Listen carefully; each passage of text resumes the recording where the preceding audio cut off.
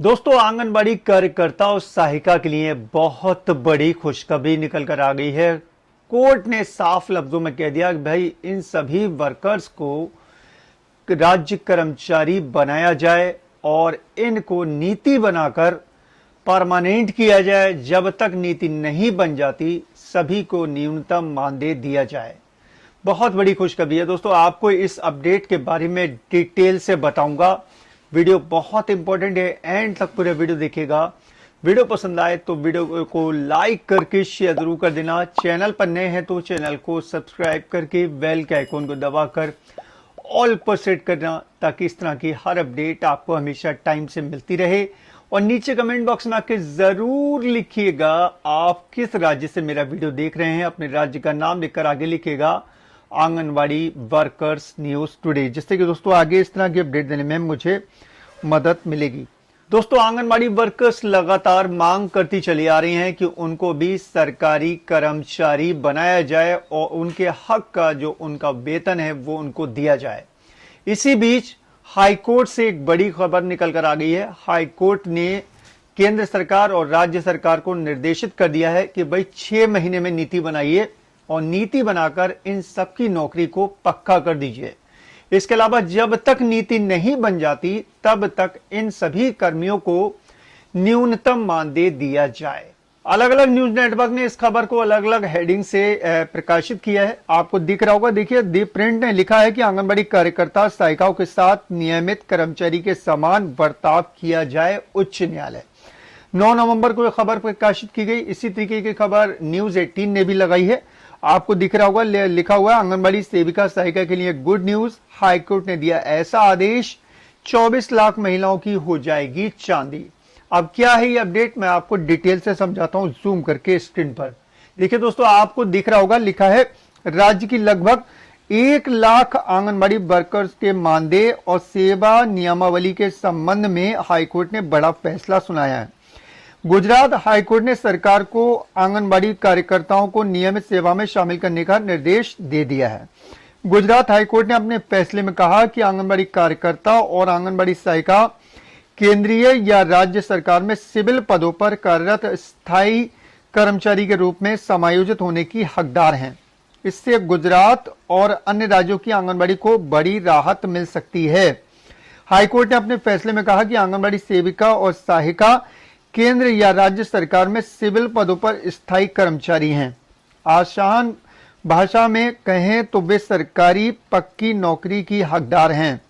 High court के न्यायमूर्ति निखिल करियाल ने 30 अक्टूबर को जारी आदेश में कहा कि केंद्र और राज्य सरकार आंगनबाड़ी वर्कर्स को सरकारी सेवाओं में शामिल करने के लिए संयुक्त रूप से नीति तैयार करे और केंद्र सरकार द्वारा चलाई जा रही इस प्रायोजित एकीकृत बाल विकास सेवा योजना के तहत उनकी नौकरी के नियमितीकरण का परिणामी लाभ प्रदान करे। हाईकोर्ट ने यह आदेश सिविल सेवा सामान्य नियम 1967 के तहत दिया है। उच्च न्यायालय ने आंगनबाड़ी वर्कर्स के वेतन पर क्रमशः तृतीय और चतुर्थ श्रेणी के कर्मचारी को उपलब्ध न्यूनतम वेतनमान में विचार करने का भी आदेश दिया है। यानी कि हमारी बहनों को तृतीय या चतुर्थ श्रेणी के जो राज्य कर्मचारी उनके बराबर जो है वेतनमान दिया जाए। गुजरात हाईकोर्ट ने कहा कि केंद्र और राज्य सरकार आईसीडीएस योजना को लेकर बड़े बड़े वादे और विचार देती है, लेकिन इस योजना को धरातल पर चलाने वाली आंगनबाड़ी को बहुत कम मानदेय भुगतान करती है।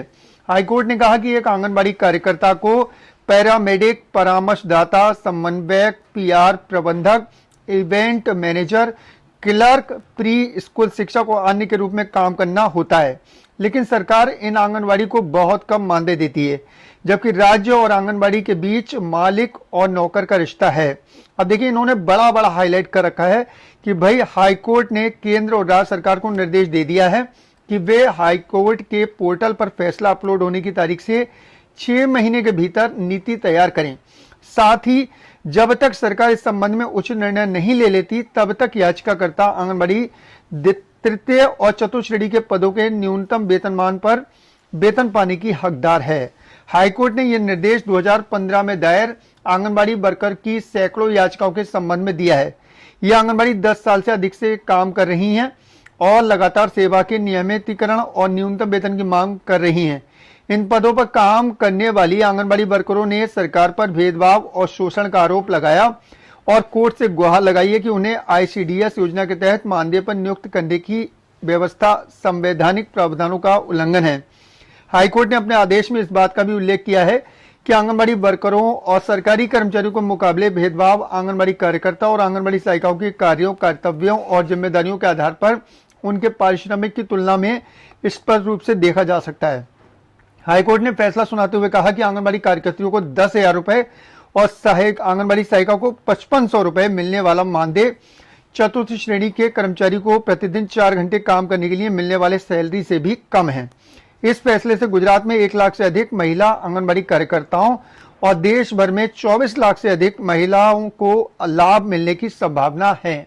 तो दोस्तों, ये जो गुजरात हाईकोर्ट का फैसला है 30 अक्टूबर को, इस फैसले का पूरे देश पर असर होने वाला है।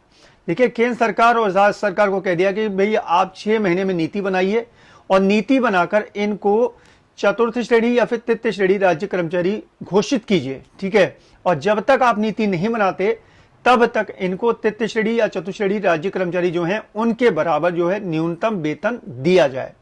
भाई हक है इनका, क्योंकि कोर्ट भी कह रहा है, ठीक है। जब कोर्ट कह रहा है तो उसके बाद भी सरकारें नहीं मानती हैं। सुप्रीम कोर्ट तक के फैसले को सरकारें कभी कभी नहीं मानना चाहती हैं। वैसे मेरे हिसाब से गुजरात हाई कोर्ट का ये जो फैसला है ये हमारे देश की 24 लाख आंगनबाड़ी वर्कर्स के हक में है। अगर ये सब हो जाता है तो फिर आपके लिए बहुत बड़ी खुशखबरी हो जाएगी, आपको आपका हक मिल जाएगा। भाई न्यूज 18 की खबर हो या द प्रिंट की न्यूज खबर हो, मैंने दोनों न्यूज के जो लिंक हैं वो नीचे डिस्क्रिप्शन में प्रोवाइड करा दिए हैं। आप लोग जाएं और उसको चेक भी कर सकते हैं। जानकारी पसंद आई हो वीडियो को लाइक करके शेयर जरूर कर देना।